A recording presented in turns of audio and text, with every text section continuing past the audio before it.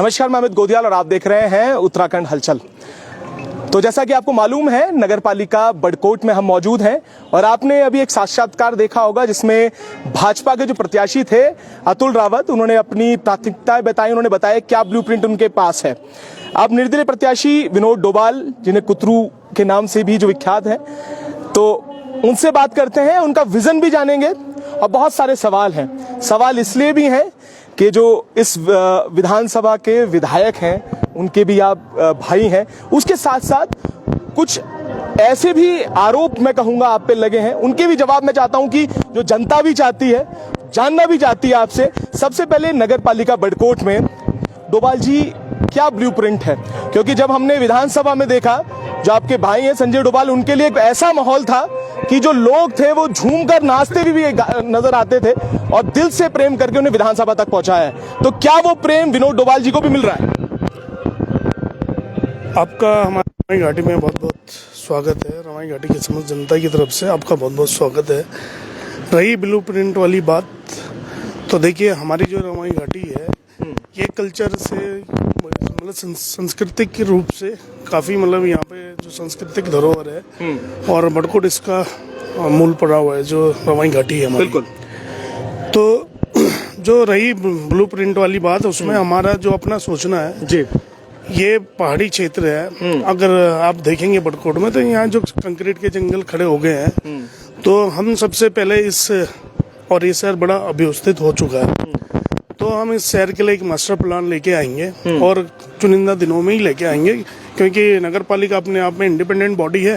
तो हम उस मास्टर प्लान को लेके आएंगे और उसका जो स्वरूप होगा मास्टर प्लान का, वो एक जो हमारी संस्कृति की झलक उसमें आएगी, जो हमारी पहाड़ी शैली है उसमें उसकी झलक आएगी। और जो हमारे पुराने घर हैं जो पुराने, वो काफी मजबूत भी होते थे और उनका इतिहास है रवाई घाटी में। कई घरों का तो लोगों का पता नहीं है कितनी उम्र हो गई है। तो उस तरह का हमारा सोचना है। फिर क्योंकि यहाँ पे यमुनोत्री का ये मुख्य पड़ाव भी है, बड़कोट होके लोग जाते हैं, तो कोई आदमी जब बड़कोट में एंट्री करे तो उसे लगे कि मैं एक पहाड़ी क्षेत्र में जा रखा हूँ, क्योंकि यात्रा का टाइम क्या है कि लोग आते हैं और चले जाते हैं। तो उसके जो यहाँ की संस्कृति है, जिसके लिए रवाई घाटी बहुत फेमस है, उसकी उसे झलक नहीं मिल पाती है। और तो हम चाहते हैं कि हमारी रवाई घाटी की जो संस्कृति है, बहुत भाईचारे के साथ यहाँ पे लोग रहते हैं, आपसी प्रेम के साथ रहते हैं। वो जब लोग आए तो उनको कुछ यहाँ देखने को मिले और हमारी रवाई घाटी का नाम, क्योंकि यमुनोत्री में देश विदेश से लोग आते हैं, तो लोग उसकी चर्चा हो हमारी रवाई घाटी की। सबसे बड़ी समस्या की बात करता हूँ डोभाल साहब, पेयजल की बड़ी समस्या रही बड़कोट में। आपने भी लगातार बात की कि आप भी मदद करना चाहते हैं, आप भी मदद करने के लिए आ गए। उस समय जो जिला पंचायत अध्यक्ष हैं, उन्होंने भी कुछ अपना मत दिया जिला पंचायत से, वो भी यूटिलाइजेशन हुआ। सवाल है पेयजल को लेकर। अभी जैसे अतुल रावत जी ने कहा है कि आने वाली जो यात्रा होगी उसमें ये जो पेयजल योजना है उसका कार्य कर लिया जाएगा। इसको लेकर या इसके अलग थलग क्या और चीजें हैं जो आपके मन में है, जो आप नगर पालिका स्तर पे कर पाएंगे? इस नगर पालिका में आपको एक ही उसमें कह दिया था शॉर्टकट में, ये बहुत अव्यवस्थित है। ठीक है, लोगों के पास यहाँ पहुंच मार्ग नहीं है और नालियों की स्थिति आप देखेंगे 1.5 2 फीट गहरी नालियां हैं। और क्योंकि पहाड़ी क्षेत्र है, ढलान है, अगर किसी का बच्चा उसमें गिर जाए तो 100-200 मीटर वो उस नाली में निकलता चले जाएगा और बेचारे को काफी गंभीर चोट आएगी। हो सकता है इससे भी कुछ और आगे कुछ हो। उसके साथ झूलती तारे हैं इस शहर की बड़ी समस्या है। और लोगों के पास क्या है कि एक घर से दूसरे घर में, बहुत सारे वार्ड ऐसे हैं हमारे बड़कोट में, एक घर से दूसरे घर में जाने के लिए लोगों के पास रास्ता नहीं है। तो इन सब पे हम काम करेंगे, जो बुनियादी सुविधा है हम इस पे काम करेंगे और हम लोगों का आश्वस्त करते हैं इस बात के लिए कि अगर वो हमारा अपना आशीर्वाद हमको मिलता है, तो जो बुनियादी सुविधाएं हैं, जैसे कनेक्टिंग मार्ग होगी, ये सारी नालियां, पानी वानी या बिजली उजली, ये तो बेसिक चीजें हैं, तो हम करेंगे। हम इससे बढ़कर इस नगर पालिका के लिए करके देंगे, क्योंकि यहाँ पे देखेंगे तो रिवर्स माइग्रेशन अगर उत्तराखंड में कहीं है तो रवाई घाटी में है। यहाँ लोग जाते हैं, हम भी उसका एग्जाम्पल हैं। हम भी पढ़ाई वढ़ाई के लिए बाहर गए थे और जब बाद में हम लोग वापस आए, और वापस आने का सबसे बड़ा रीजन तो ये है जो हमारी यहाँ की संस्कृति है, हर किसी को उससे बड़ा लगाव है। दूसरा यहाँ पे कि लोगों के पास जो जरूरतें हैं, इतनी बहुत ज्यादा जरूरतें नहीं है, मतलब उनको बाहर जाना पड़ता है, कुछ चीजों के लिए जाना पड़ता है लोगों को। तो इस पे हम ये यहाँ पे लोगों का अपना भी 50% लोग अपना व्यवसाय करते हैं, क्योंकि यमुनोत्री धाम में बड़ी तादाद में टूरिस्ट आता है और प्रथम धाम है वो पहले यात्रा यहीं से स्टार्ट होती है। तो क्या है कि पहाड़ में होटल का जो कल्चर है, लोग यात्रा सीजन में उसमें रहते हैं, छत में अपने के लिए घर बना लेते हैं, तो उनका कुछ आमदनी उससे हो जाती है और जैसे अपना परिवार के बाकी खर्चे भी चला लेते हैं, अपने रहने के लिए घर भी हो जाता है। लेकिन समस्या इसमें एक है कि सपोज कोई भी अगर कल तैयारी करना चाहता है तो वो उसका जो लैंड यूज है भाई 10-20 लाख रुपए में तो लोगों का आज घर भी नहीं बनता है, ठीक है ना। तो लोगों को उसके लिए बैंक पे डिपेंड होना पड़ता है, तो उसमें आती है 143 की प्रॉब्लम आती है लैंड यूज की। तो हम वो पहले प्रस्ताव में हमने लोगों को बोला है कि हम पहले प्रस्ताव में इस नगर पालिका की जमीन को 143 करेंगे और 143 होने के बाद कभी किसी व्यापारी को या जो भी अपना व्यवसाय करना चाहेगा उन्हें भटकना नहीं पड़ेगा। दूसरा, जो सपना हमारे उत्तराखंड में जो हमारे बुजुर्ग हैं, जिन्होंने, हम तो बच्चे थे जब उत्तराखंड की लड़ाई जिन्होंने लड़ी है, और जो सपना उनका था वो सपना कहीं ना कहीं से भूलते जा रहे हैं। तो जो उनकी बुनियादी जो मांग है आज पूरे उत्तराखंड की, मैंने पहले ही आपको बोला कि नगर पालिका इंडिपेंडेंट बॉडी है। हम पहले ही प्रस्ताव में जो भू कानून है उत्तराखंड का और जो मूल निवास है, हम उसको अपनी नगर पालिका में उसे इम्प्लीमेंट करेंगे। और हम पहले भी लोगों को मोटिवेट करते रहे और आज भी हम करेंगे लोगों को मोटिवेट कि स्वयं कुछ करें, न कि अपनी जमीन जायदाद किसी बाहर वाले व्यक्ति को बेचें। ये दो चीजें। डोभाल जी, इसी पे प्रश्न है। इसी पे मैंने जब प्रश्न किया था तो उन्होंने, आपके जो विपक्ष में लोग खड़े हुए हैं, उन्होंने कहा कि विनोद डोभाल जी तो जो काम करते हैं, बिजनेस करते हैं, वो जमीन को बेचने खरीदने का करते हैं, वो भू कानून की बात करते हुए नजर आते हैं। इस पर उन्होंने आरोप लगाए हैं कि विनोद डोभाल जी की संपत्ति देखी जाए, ये भी कहते हुए नजर आ रहे हैं। तो उसको लेकर क्या कहेंगे? हाँ ठीक है, मेरी संपत्ति जो है शायद कागजों में उठा के, मेरे ख्याल कागजों में आपको ज्यादा मिलेगी और वैसे मेरे पास कम है, क्योंकि आप किसी से भी पूछ लीजिए, हमारा जो परिवार है वो राजनीतिक परिवार भी है और शायद काफी समय हो गया विधायक जी को विधायक बनते हो। कोई भी बड़कोट का कोई भी व्यक्ति ये कह दे कि हमारे विधायक जी, किसी न किसी को तो काम मिला होगा बड़कोट के व्यक्ति को, अगर विधायक निधि में कमीशन तक चलती हो, या विनोद डोभाल किसी को ठेकेदारी देता हो, या किसी भी ऑफिस में आप चले जाइए कि हमने अपने भाई के बिहाफ में, अगर हमारी संपत्ति है तो हम पिछले 20-25 साल से कारोबार में है और जो संपत्ति हमारी सबके सामने, उसमें क्या दिक्कत परेशानी है? वो हमारे कारोबार से, उसके अवज में हम टैक्स सालाना 20-25 लाख रुपए, शायद मेरी पूरी फैमिली तकरीबन 50 लाख रुपए टैक्स देती है, तो वो सब हम कारोबार से कमाते हैं। वही कह रहे हैं कि विनोद डोभाल जी तो बिजनेसमैन है। हाँ, बिजनेस, वो राजनीति में आ रहे हैं, बिल्कुल हम नहीं है, इस तरह की बातें बिल्कुल हम बिजनेसमैन हैं। और आप बिजनेस करो, चाहे परिवार चलाओ, चाहे राजनीति करो, सबकी जो बेसिक प्रिंसिपल है वो सबके एक जैसे ही होते हैं, उसमें बहुत ज्यादा डिफरेंसेस नहीं होते हैं। तो आरोप लगाने वाले लगाते रहते हैं। हाँ, हमने किसी का रुपया पैसा देना है, वो कहते हैं हम जमीन की खरीद फरोख्त, हमें ऐसे कोई छोटी मोटी जमीन का खरीद फरोख्त करते ही नहीं है। आप बड़कोट में एक आदमी उठा के बता दे कि मैंने किसी को कभी जमीन बेची है, हम जो, हाँ हम करते हैं, हम नहीं कर रहे, लेकिन हम दूसरे तरीके से उसे करते हैं, तो उसमें क्या। तो ये जो दूसरा सवाल है, क्योंकि जो आपके भाई हैं वो उत्तरकाशी के अन्य जो हिस्से हैं वहां पर भाजपा को भी समर्थन दे रहे हैं, पर यहाँ पर क्या है, क्योंकि इसमें पक्ष साफ नहीं हो पाया है कि जो विधायक जी हैं यहाँ पर किसके साथ खड़े हुए हैं। ये सवाल अतुल रावत जी ने किया है कि वहां पर तो वो भाजपा के साथ है, आखिर बड़कोट नगर पालिका में किसके साथ विधायक जी हैं? मैं आपको इसका सीधी सी बात ये है, पहली बात तो इसमें ये है कि विधायक जी का जो समर्थन है वो पहले से ही भाजपा को है। हाँ बिल्कुल, ठीक है ना। चिन्याली सौड़े में कोई हमारे कार्यकर्ता, मतलब देखेंगे तो हमारा कोई कार्यकर्ता लड़ नहीं रहा है, तो जब हमारा कार्यकर्ता लड़ नहीं रहा है तो हम कांग्रेस के साथ तो जाएंगे ना, नहीं जाएंगे ना, तो हम किसके साथ जाएंगे? बीजेपी के साथ जाएंगे। आप उन चिन्याली सौड़ की बात कर रहे हैं, नौगांव में जिसको टिकट मिला है वो भी हमारा ही बालक है, हमारे साथ ही रहता है, तो हम नौगांव में भी उस बीजेपी को सपोर्ट कर रहे हैं। बड़कोट की जो स्थिति है, बेसिकली मैंने आपको पहले ही बोला है कि बड़कोट में कोई व्यक्ति लायक होगा, तो हमने पहले भी इस बात को बोला, कोई व्यक्ति अगर लायक हमें मिलता तो हम शायद उसके साथ होते हैं। सीधी सी बात है। जो भाजपा ने जिसको प्रत्याशी बनाया है, आरोप नहीं है हमारा उनके ऊपर, वो जो भी प्रत्याशी है उसके बारे में हम जान सकते हैं। भाई आदमी, उसी को तो हम सपोर्ट करें। भाई मैं आदमी हूँ, मुझे आदमी के, मेरे में आदमी होने के लक्षण भी तो होने चाहिए ना। आप मेरी बात समझ रहे?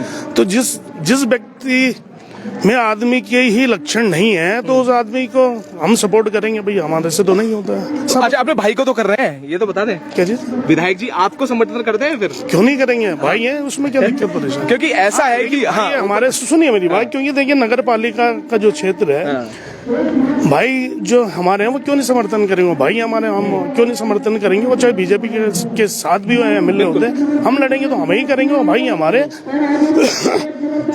रही बात उनकी, देखिए हम जो इलेक्शन लड़ना चाहते हैं हम अपनी छवि पे लड़ना चाहते हैं। हम ये नहीं, कभी नहीं हम ये हम आज ही हमारा कार्यकर्ता ये कह दे कि तुम अपने भाई के बलबूते पे इलेक्शन लड़ रहे, तो हम वो नहीं है। हाँ, भाई का पूरा सहयोग है उसमें, पूरे परिवार का सहयोग, पूरे गांव का सहयोग है, सब लोग। और बेसिकली हम कभी अपने भाई के, जैसे लोग कहते हैं, हम कभी अपने भाई को इलेक्शन नहीं लड़ाते हैं ना, हमारे भाई हमको लड़ाई। हमारा जो कार्यकर्ता है वही हमें हमेशा इलेक्शन लड़ाता है। वो चाहे 2017 की बात हो, चाहे वो 2022 की बात हो, या 2008 में जब जिला पंचायत में रह गया था एक वोट से, तब की बात है। तो हमारे कार्यकर्ता है वही हमें इलेक्शन लड़ाता है। वो तो सच्चाई है कि जो कार्यकर्ता हैं वो ही चुनाव लड़ाते हैं। तो आगे क्या करने, क्योंकि मैं देख रहा हूँ बड़ी संख्या में जो आपके समर्थक हैं, और जिस तरीके से शहर भर में जिस तरीके की जो विनोद डोभाल और उनकी प्रचार प्रसार चल रहा है वो भी बड़ा जबरदस्त है। पर जैसे मैंने कहा ना कि आरोप तो लग रहे हैं, तो आपके जो समर्थक हैं वो किस तरीके की साथ, जैसे मैंने कहा कि उस समय 2017 में हमने देखा था जो माहौल है, वही माहौल रिपीट हो रहा है क्या नगर पालिका बड़कोट में, जिस तरीके से 2017 में था? देखिए ये तो आप लोग जानेंगे, खैर उसमें इतना समय अपने पास नहीं है कि अभी हम उस पर जाएं कि हमें क्या है। हाँ ठीक है, जितना भी प्यार प्रेम लोगों को मिलेगा, हम और सबको ये जानते हैं, हम किसी का उधार नहीं रखते, हमें जैसा प्यार प्रेम मिलता है हम उसको लौटाते हैं, सीधी सी बात है। तो ठीक है, देखते हैं आने वाले टाइम में वो है या नहीं है, तो खैर 25 तारीख को पता चलेगा। बाकी और पूछिए क्या। पार्किंग के लिए क्या व्यवस्थाएं हैं? आप तो एक तो आपने कहा है कि पूरे जो रीसेटलमेंट करेंगे इस नगर पालिका का, वो तो आप कह ही रहे हैं, मास्टर प्लान आप लाने वाले हैं, पहले ही उसमें मास्टर प्लान की। यूथ के लिए क्या है? आप कह रहे हैं रिवर्स माइग्रेशन की बात, एम्प्लॉयमेंट। चलो जब आप चाहते हैं तो मैं आपको डिटेल में बता देता हूँ। देखिए पार्किंग की बड़ी समस्या, रोड की जो समस्या थी वो एक नगर पालिका की हैसियत होती भी नहीं है कि वो रोड को मतलब चौड़ा करे या मतलब उसमें करे। लेकिन रही जैसे पार्किंग की, हम बड़कोट में रहते हैं, हमें पता है बड़कोट में हम ऑलरेडी जगह को आइडेंटिफाई कर चुके हैं। वो जगह को हम मुश्किल से 3-4-5 महीने के अंदर, सीजन से पहले हम लोगों को एक सफिशिएंट पार्किंग, एक तब अभी आने वाले सीजन में सफिशिएंट पार्किंग लोगों को मतलब देंगे, ठीक है ना। ये तो रही पार्किंग की बात, उसके लिए सबको पता भी है कि हमारा क्या है, कहाँ पे हम बनाएंगे उसे। रही यूथ की बात, इस नगर पालिका में बड़ी तादाद में बहुत अच्छा लोग खेलते हैं, कोई भी फील्ड हो। हम यहाँ कबड्डी का मैच भी कराते हैं हर साल, तो हमारे पास एक मतलब कोई ग्राउंड भी नहीं है उसको कराने के लिए। हमारे यहाँ तिलाड़ी एक जगह है, बिल्कुल तिलाड़ी शहीद स्मारक जहाँ पे है, और शहीद स्मारक भी लोगों को उसी दिन याद आता है जिस दिन उसका दिवस होता है, अदरवाइज लोग उसको भूले रहते हैं। तो ये तिलाड़ी में हमेशा क्या है कि जो भी यहाँ पे मतलब इनका तो इतिहास है रावत जी का, कि आप इनका कार्यकाल उठाएंगे तो सारा रुपया इन्होंने तिलाड़ी में ही लगाया है। वहाँ इसलिए लगाते हैं क्योंकि वो लगाते हैं, नहीं लगाते हैं, कागजों में वो लगता है, क्योंकि अगली बरसात वहाँ आती है, फ्लड आती है, फिर उसे खत्म हो जाता है, बह जाता है, फिर नया साल फिर वही प्रोजेक्ट हम उस तिलाड़ी का एक बार ऐसा प्रोटेक्शन वर्क कराएंगे। और वहाँ बड़ी तादाद में जमीन भी है और सरकारी भूमि भी वहाँ पे है, तो वहाँ पे हमने पहले ही बोला, अपने मैनिफेस्टो में भी है मैंने, कि हम वहाँ पे एक स्टेडियम बना के देंगे जिसमें लगभग सभी गेम के लिए जगह होगी। और वहाँ पे हम एक यमुना आरती का, जैसे हरिद्वार या यहाँ पे, हम उसका प्रयास करेंगे कि वहाँ पे यमुना आरती हो, एक मतलब सिंबॉलिक मतलब यमुना आरती के लिए कोई जगह बनाई जाएगी। और लोग मतलब कोई बड़कोट घूमने आया तो फिर वो तिलाड़ी मैदान जाए, वो देखे। गंगनानी को लेकर भी कुछ प्लान है, क्योंकि बड़ा अपने आप में एक्चुअली क्या है कि हमारे इस नगर पालिका के बाहर का क्षेत्र है और यहाँ से बहुत दूर है, तो कभी अगर हमारे हाथ में कुछ होगा तो उस दिन गंगनानी के बारे में सोचेंगे। हाँ, कोई व्यक्तिगत हमसे कोई सुझाव दे दे, ये जनता की गंगनानी के लिए करना है, तो हम सब लोग उसको मिलजुल के उसके लिए प्रयास क्यों नहीं करेंगे। बिल्कुल। कुछ लोग भी हैं, समर्थकों से भी बात कर लेते हैं कि आखिर क्या है कि जो अलग बनाते हैं, क्योंकि आपने जैसी बात की है 143 की, डोभाल जी 143 को लेकर, क्योंकि सबसे ज्यादा रावाई क्षेत्र जो मैंने देखा है, मैंने महसूस किया है कैश क्रॉप्स और जो फसल है उसको लेकर बड़ा जाना जाता है। एक तरफ आप 143 की बात कर रहे हैं, उसके लिए भी कुछ है क्या आपके पास ब्लूप्रिंट, जो कैश क्रॉप्स हैं या उसके लिए कुछ? कह रहे हैं ना, बेसिकली जो मैं 143 के बाद में रवाई घाटी की लैंड के लिए नहीं कह रहा हूँ, मतलब ये जो मैं सिर्फ नगर पालिका के क्षेत्र के अंदर ये बात कर रहा हूँ। यहाँ पे बहुत ज्यादा उसमें वो नहीं होती है, खेती बाड़ी नहीं है, और जो लोग खेती बाड़ी करना चाहते हैं तो 143 होने के बाद वो जमीन बंजर थोड़ी, उसका यूज वैसे हो जाएगा। कोई खेती, मैं देहरादून में खेती करता हूँ, मेरी लैंड रेजिडेंशियल है, लेकिन मैं उसमें खेती करता हूँ तो उसमें क्या दिक्कत नहीं। तो उसके लिए ठीक है। खेती कर मतलब लैंड यूज होने से उसका मतलब यूज मतलब हाँ, कोई अगर व्यवसायिक उसमें करना चाहेगा तो वो कर सकता है। बाकी कोई खेती करना चाहे उसमें गौशाला खोले, बढ़ावा देने के लिए, हाँ, मतलब व्यापार को बढ़ावा देने के लिए, ताकि हमारे जो लोग हैं मतलब एक फाइल के लिए मतलब आदमी भटकते रहता है कि, तो वो हमारा पर्पस है कि मतलब व्यापारी या जो क्या होता है हमारी उम्र में, या मतलब हमारी तो खैर ज्यादा उम्र हो गई है, बुढ़ापे की तरफ है, लेकिन जो छोटे बच्चे होते हैं 25, 26, 30 साल से नीचे, उनमें बड़ा जोश होता है। कभी कभी जैसा हमारा सिस्टम है पूरे हिंदुस्तान में काम करने का कल्चर, की क्या है कि सरकारी अधिकारी टालते रहता और हर आदमी ना तो नेताजी के पास या विधायक जी या किसी जिला पंचायत किसी के पास पहुंच नहीं सकता है। तो उसको सुविधा देने के लिए कि अगर वो करना चाहता है होटल व्यवसाय या वो अपना होटल ढाबा कुछ भी खोलना चाहता है, उसे लोन की जरूरत है, तो एंड उसे वो तहसील में उसके 5-6 महीने साल भर लगने हैं, वो उसका समय न लगे, मतलब वो सीधा अपना पेपर लेके जाए और बैंक में जाए। भाई वो ऑलरेडी वो 143 है बात। अच्छा, वन विंडो सिस्टम की बात करें, सीधे तौर पे वन विंडो सिस्टम। ठीक है, वन विंडो सिस्टम की बात कर रहे हैं और बहुत सारे हैं समर्थक भी, कुछ हैं, बहुत सारी मैं भीड़ यहाँ पर देख रहा हूँ कार्यकर्ताओं की। नहीं बात हाँ। मैं आपको बताऊं ना, लोगों से अगर आप पूछेंगे भी तो जिसका पाला पड़ा होगा 143 के लिए वो उसको समझ में आएगा। लेकिन जल्दी से मतलब मैं नॉर्मल उनसे पूछ रहा हूँ कि क्या कारण है कि विनोद डोभाल जी क्यों बस 143 की बात ही छोड़ देते हैं, क्योंकि मुझे पता है कई लोगों को 143 और उसके लिए आप थोड़ा सा अलग डिटेल में जाना पड़ता है, क्यों जुड़े हुए हैं, क्यों विनोद डोभाल जी इस बार, क्योंकि बड़ी संख्या में यूथ भी देख रहा हूं मैं यहाँ पर, तमाम वर्ग के लोग यहाँ पर हैं, क्या क्यों जरूरी है विनोद डोभाल जी का, क्यों नगर पालिका में बड़कोट में विनोद डोभाल जी ने बिना पद पर रहते हुए जो क्षेत्र के लिए काम किया, उससे एक क्षेत्र को प्रेरणा मिल रही है। विनोद डोभाल जी हमेशा कहते हैं हमारी जो इनकम आई है उसमें कुछ हम जो क्षेत्र के लिए करना चाहते हैं। अभी इन्होंने यहाँ पे बच्चों की कबड्डी कराई, कुछ बच्चे ऐसे थे जो बहुत ही गरीब परिवार के थे, उनको पढ़ने के लिए कहा कि मेरे पास नाम भेजे, इनको बाहर भेजना है कि तो हम उनकी पढ़ाई की व्यवस्था करते हैं। जो आदमी इतनी अच्छी सोच रख रहा है तो जब पद पे आएगा तो कुछ ना कुछ तो क्षेत्र के लिए जरूर करेगा। इनकी पहले से आज तो खैर चुनाव लड़ रहे हैं, कम से कम 4-5 सालों से बच्चों के प्रति इधर इतनी वो है, पढ़ने वाले बच्चे, कोई बच्चा गरीब है, किसी के माँ बाप नहीं है, खेल का है, विनोद डोभाल जी क्षेत्र के लिए इतना कर रहे हैं। और आप जब पद पे आएंगे तो निश्चित है कि क्षेत्र का विकास होगा।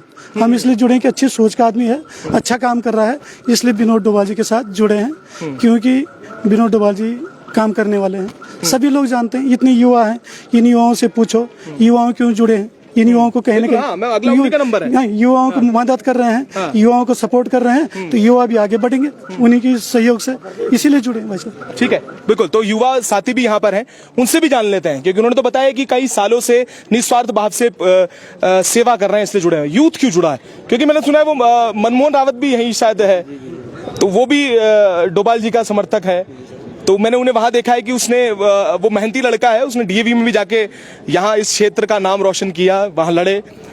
क्या है मतलब युवाओं के मन में क्यों विनोद डोभाल? सबसे पहले सर आपके चैनल का वेलकम हमारे सभी कार्यकर्ताओं की तरफ से। मैं सर 2 बार मैंने उत्तराखंड रिप्रेजेंट किया है। मैं कबड्डी मैंने सब जूनियर की टीम से अंडर 16 खेला है। अब मैं एक बार कैंप से बाहर हुआ हूँ, दूसरी बार तब मुझे भाई का फोन आया था विनोद डोभाल जी का। इन्होंने मुझे कॉल करके कहा था कि जो भी तेरी कमी थी, मतलब कोई भी अगर तेरे को कोई समस्या दिक्कत किसी आय को लेकर, चाहे कुछ भी लेकर ग्राउंड का। मैंने बोला सर पहले तो हमारी बहुत चोटें लगती है ग्राउंड में, मिट्टी के ग्राउंड में हमारी बहुत चोटें लगती है, सब बच्चे आते हैं। अभी हम जो ग्राउंड में प्रैक्टिस करते हैं 23-24 लड़के हैं, छोटे से लेकर बड़े तक हम 23-24 लड़के हैं। इन्होंने हमको मैट दिलाई है, उसकी जो प्राइस है 3.5 लाख 4 लाख की है। पहले हमें किसी ने इसके लिए वो नहीं किया था, ठीक है, तभी मैंने उत्तराखंड की टीम से नेशनल खेल पाया। और भाई ने वो रखा अगर तुम मेहनत करते रहोगे हम आपके लिए हमेशा खड़े हैं, जहाँ तक हमको जाना पड़ेगा। इसलिए सर युवा इनके साथ जुड़े हैं, ये निस्वार्थ भाव से युवाओं के लिए साथ खड़े हैं। हाँ जी, ये बिना किसी के मतलब भाव, इनका पहले कोई पॉलिटिक्स में आना नहीं चाहते थे। इनको हमने या कार्यकर्ताओं ने इनको बोला है कि भाई अगर आप लड़ोगे आप हमारा विकास होगा, सब युवा इसलिए जुड़े हैं। Thank you sir. ठीक है, बिल्कुल, ये युवाओं का कहना है। देखिए अभी वैसे तो कहीं और जी, हाँ बिल्कुल, हाँ ठीक है कोई बात नहीं, बोलेंगे, अभी उनसे पूछ लेते हैं। अभी कई और सवाल हैं जो मुझसे पूछ रहे थे कि ये भी सवाल पूछे जाने चाहिए, और जरूर पूछेंगे, क्योंकि अभी तो वो भी व्यस्त हैं। इसके बाद एक और साक्षात्कार करेंगे डोभाल जी का, उसमें जानेंगे कि जो अभी कुछ प्रश्न हैं जो छूट गए हैं उनके क्या उत्तर मिलते हैं।